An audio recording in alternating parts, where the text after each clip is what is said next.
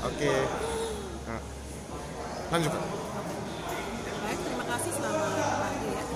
Jadi terkait dengan program rehabilitasi jaringan irigasi daerah irigasi baik, memang ini sebuah langkah baik untuk petani.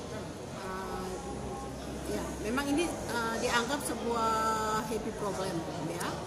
Kenapa saya katakan happy problem? Memang di satu sisi ini adalah sebuah berita yang baik, karena di mana di dalam keterbatasan APBD kita juga mendapat perhatian yang luar biasa dari pusat melalui APBN dengan anggaran yang bukan kecil, anggaran yang sangat besar.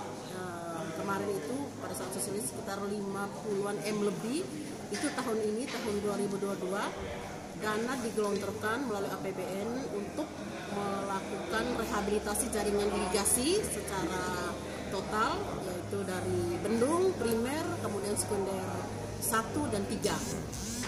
Sehingga hal ini menjadi sebuah berita baik untuk Pemda karena mendapat alokasi yang begitu besar perhatian dari pusat.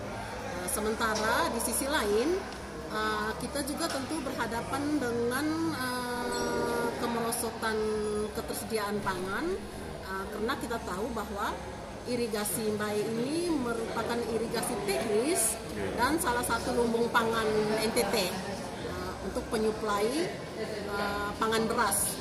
Sehingga ini menjadi kendala besar ketika ada perbaikan jaringan irigasi. Di satu sisi petani tidak bisa melakukan aktivitas pertanian secara normal, terutama untuk budidaya padi sawit.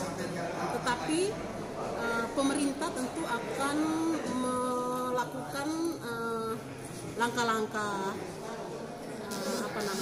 langkah-langkah yang progresif, artinya ada win-win solution, di mana di satu sisi pekerja proyek ini tidak menjadi hambatan, kemudian petani juga tetap melakukan aktivitas. Nah, langkah-langkah yang kita ambil itu pertama kita mengatur tata kelola budidaya ini, sehingga tahun 2022 dan tahun 2023 itu tetap ada aktivitas pertanian walaupun musim tanamnya itu dibatasin hanya 1 kali, sehingga satu periode itu diberikan kesempatan untuk pihak proyek untuk melakukan rehabilitasi. Kemarin pada saat sosialisasi kita sudah menyampaikan kepada perwakilan dari P3A untuk bisa menyampaikan ini kepada kelompok tani maupun petani, bahwa hal yang diambil oleh pemerintah ini tahun 2021 kita konsentrasi untuk di bulan Juli sampai Desember itu rehabilitasi di sekunder 1 dan 3. Sementara sekunder 2 dia tetap melakukan aktivitas secara normal, karena memang kita harus ambil tindakan ini karena kemarin di tahun 2021 dia mengalami penutupan 1 NT juga karena berhadapan dengan hal yang sama, itu ada rehabilitasi jaringan irigasi. Sehingga 2021 mereka aktivitas biasa hanya di sekunder 1 dan 3 itu yang dilakukan penutupan sejak Juli sampai dengan Desember. Sementara untuk saya perlu sampaikan juga bahwa proyek rehabilitasi ini kan ini sifatnya multi years ya.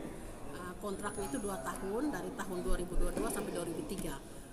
Sehingga yang saya sampaikan tadi untuk 2023 itu rehabilitasi dilakukan di bendung, kemudian primer, dan sisa di saluran sekunder 1 dan 3. Karena ada penutupan di bendung dan primer, maka otomatis dampaknya itu kan aktivitas lalu lintas air ini dia akan terhenti. Dengan demikian sekunder 2 juga tetap menerima dampak, yaitu tidak bisa melakukan aktivitas pertanaman. Sehingga untuk 2023 kita memberi kesempatan petani melakukan 1 kali budidaya, yaitu di Januari, di MT pertama Januari sampai dengan April. Kemudian akhir April itu sudah mulai penutupan total, memberi kesempatan kepada pihak proyek untuk menuntaskan rehabilitasi ini sampai dengan Desember. Itu yang solusi yang kita ambil dengan pertimbangan tadi win-win solution. Kemudian tindakan apa yang perlu pemerintah lakukan ketika satu MT ini tidak dilakukan aktivitas. Tentu dampaknya itu terhadap ketersediaan pangan, beras.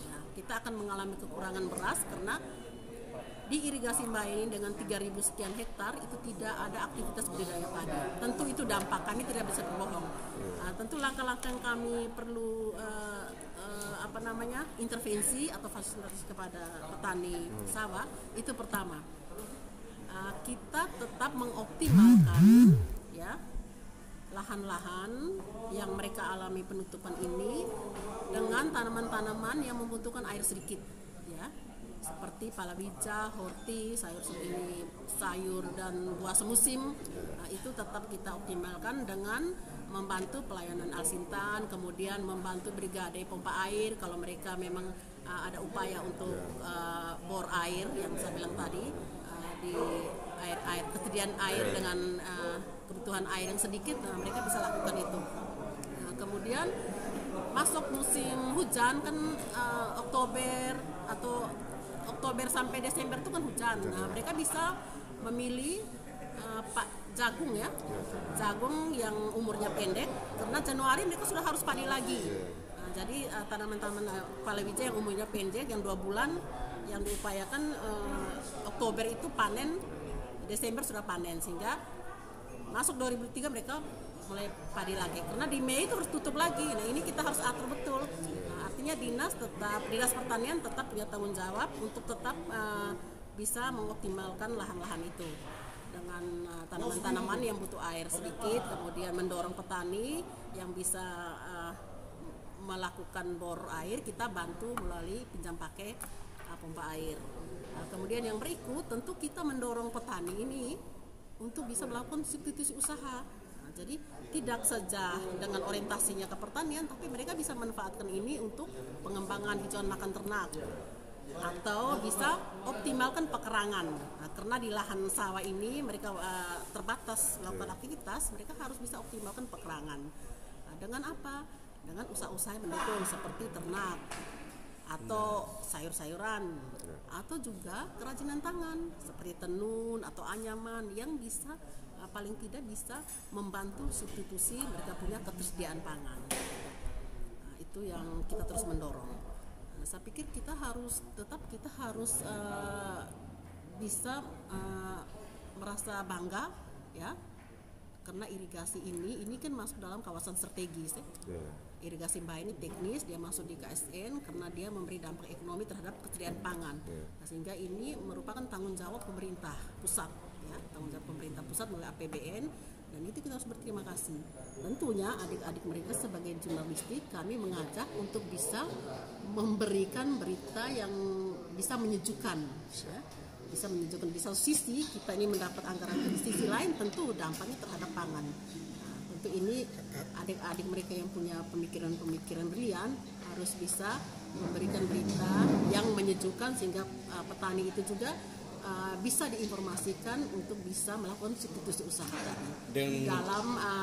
dalam bulan-bulan yang terbatas ini.